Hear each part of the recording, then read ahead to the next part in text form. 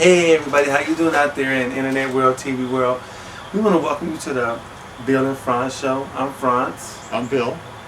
And we just wanted to get back to you because we haven't spoken to you in a while. So, here we are. Yeah, how you doing, man? I'm doing well. I had some back problems, injury from a while ago. For a while I could hardly stand up. I couldn't sleep for a week. I started hallucinating. But I got to see the doctor. I'll be seeing the doctor again. I'm on lots of meds. So I'm fine right now. And that's why he's hallucinating. Not anything else, not the heads. Actually, I was having waking dreams and stuff like that because I would be sleeping so much. I would be so tired, and my back was killing me, and I'd get really, really tired. And I'd be like, this is it. I'm going to fall asleep now. And I'd start dreaming while I'm walking to the bed. I'd get in the bed, and as soon as I lay down, it started hurting. I'd wake right up again. That went on for a week. But how are you feeling now? Now I feel okay. Yeah. So, well, that's good. We don't have the broke back going on, you know. Now, but now it's cool. I'm glad to see you doing better now. Thank you. You know, as far as I'm concerned, everything's going pretty good for me.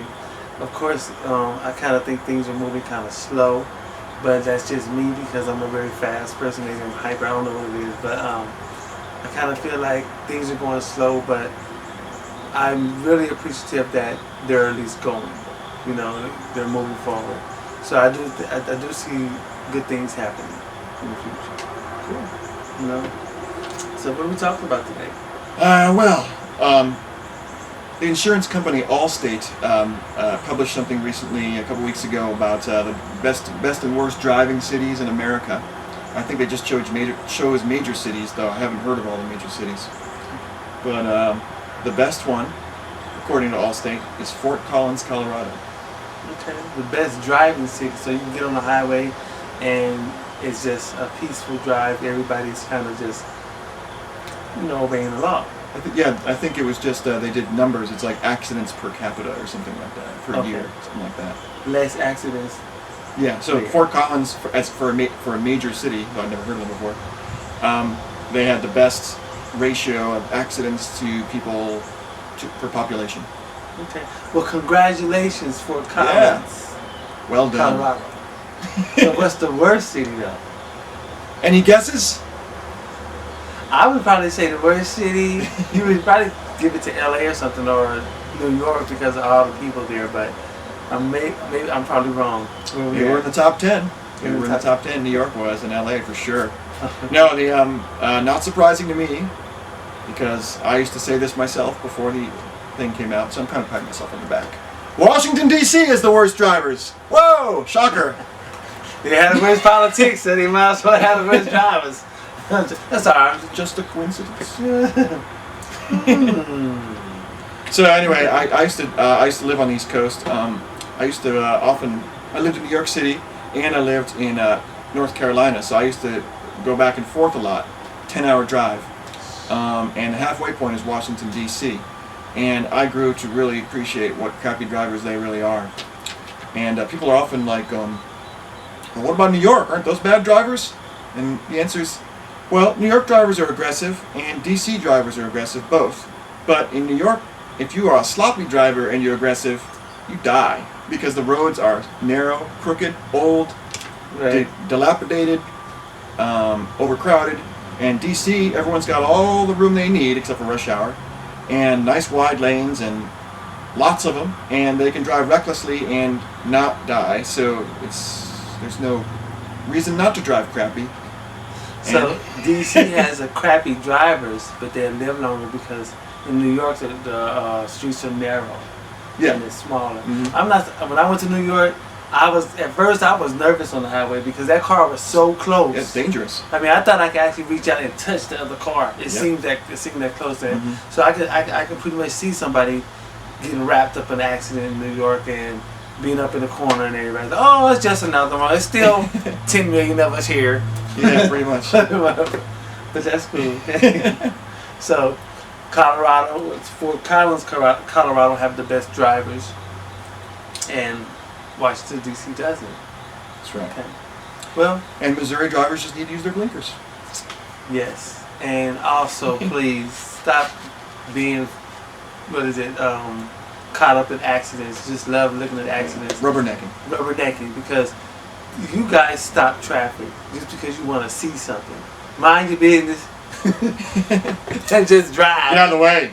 Get out, at least. But anyway, we had to get silly on that one. But okay, that's cool. Now the month is September 2011 right now, and today is September 6th. Okay, but September 11th is coming out. The 10th anniversary. 10th anniversary of the September 11th tragedy, which happened in New York and D.C. D.C. Right. So, what are you gonna do? What's gonna be your celebration or your? My celebration. I don't think I'll be celebrating it, but certainly I'll be remembering it. It'll be hard not to. I mean, I don't really have any plans. I mean, I'm going to a rehearsal in the afternoon, but I'm sure everyone will think about it and all that. I mean, everyone has their own little story. Right. I have my story of my second day of work and going around, since it was my second day of work, I had to do all these different things, like get my ID, get my parking permit, stuff like that. And each place I went, the next event of the morning had occurred. So that was very strange, and and then there's all the feelings that we had afterwards, which took a long time to work out.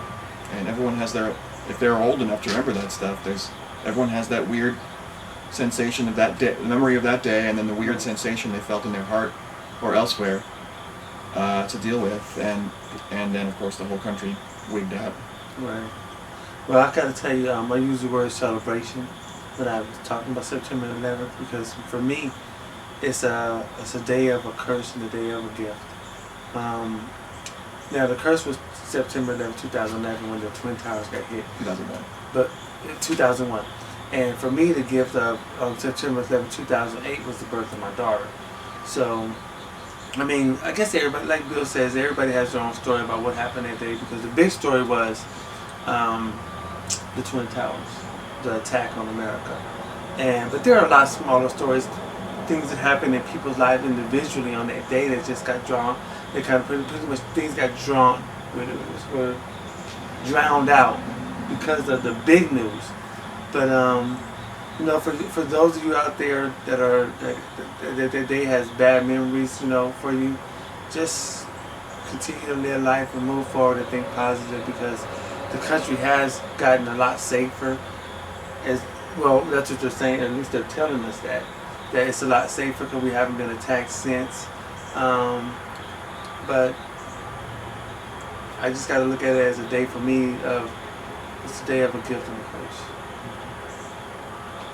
So all the death that came out of that on September 11, 2001, but then in 2008 you had your daughter. So right. One of the things back then at the time was we can't let them win by crying and getting crazy and all that. So life goes on.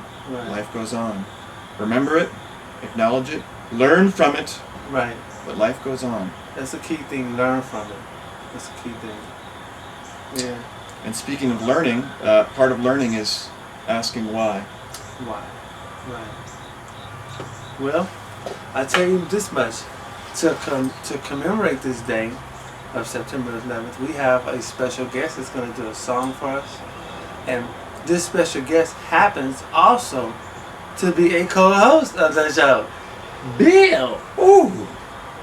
So, Bill, what's the name of the song that you wrote for us?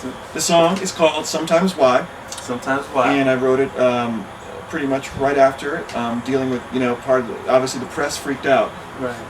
And everyone was talking about all sorts of stuff, but everyone really got obsessed with the details for a long time. All the footage they kept showing, the towers dropping again and again, which are burned permanently in everyone's mind because they kept showing it the same way they did with the space shuttle blowing up, and they repeat the footage over and over and over again until you can't. There's no way to not see it. Even if you close your eyes, you can still see them. Right. Unfortunately, I close my eyes, I can still see the people jumping out, which I do not think I should have seen. But anyway, so the song runs a parallel, connects a couple different ideas of things we learned when we were kids. So when we're in grade school, hopefully, we learn the difference between vowels and consonants, right? And most of the letters in the alphabet are consonants, like K and L and W. Those are consonants. But there's 5 or 6 vowels. And what are the vowels we learn in grade school? A-E-I-O-U and possibly why. Sometimes why? The name of the song. So, but then also when I was in 7th grade, they taught us about journalism, and they said, newspapers are written at a 7th grade level. New York Times and Harvard Current, where I grew up.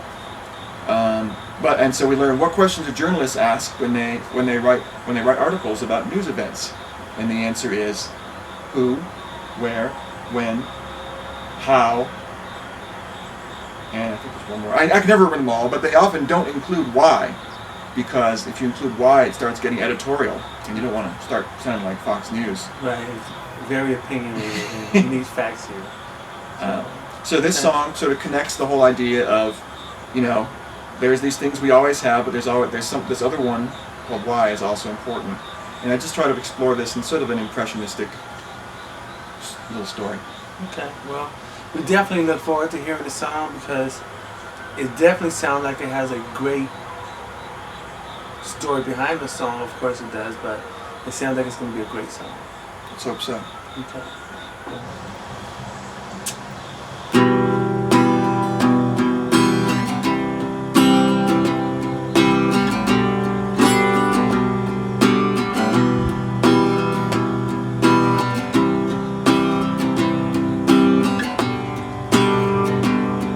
When I was a child, I heard it every word in A-I-O-U. Soon I learned you need one more to make the rule ring true. It could go either way. Why are we here today? Isn't it strange how the meanings change? Well, I picked up a paper to read the news. The headlines just said what and who. The details mentioned when and how, but I couldn't find out why. What we need to know, what, when, how, and who, even yes or no too, but we really need to find out why. Do I owe you? Do I owe you something more?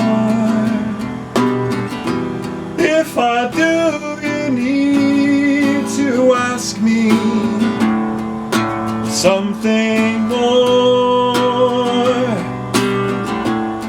That's sometimes why. Well, I have seen the way things go. I know you can be strong and kind, so please don't run and hide. It could go either way. Night might fall today. Shelter from the storm might just make it okay.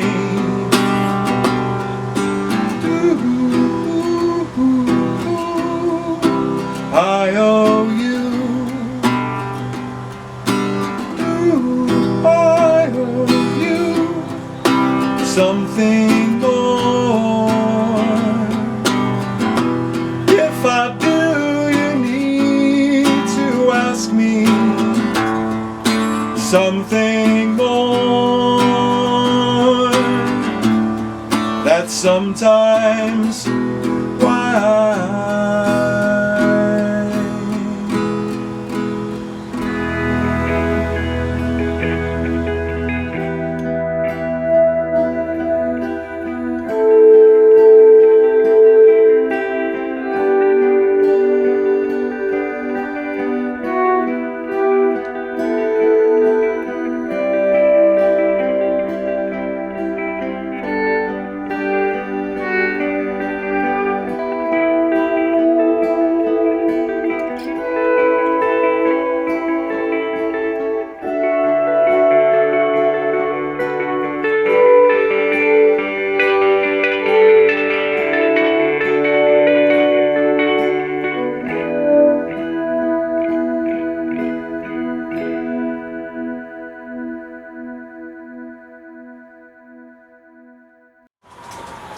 There's Papelbon for the break. You And we have- check out. You can really scary. He'll slip. Just like scare him and flip out. It's really funny. Ah! Oh, it didn't work. It's funny. Like, he took off on top of the roof. Oh, you already. Sometimes he slips. He's like, oh, oh, oh! Now, what you just saw was a You squirrel. will not see that. Yeah, you will. Okay. Back from the song. Okay. So, we need to wrap up. Okay, well, we want to go ahead and thank you once again for watching the Bill and Frantz show. You know, and we'll learn as we go on, and you will too. Thank you. Good night. Thank you.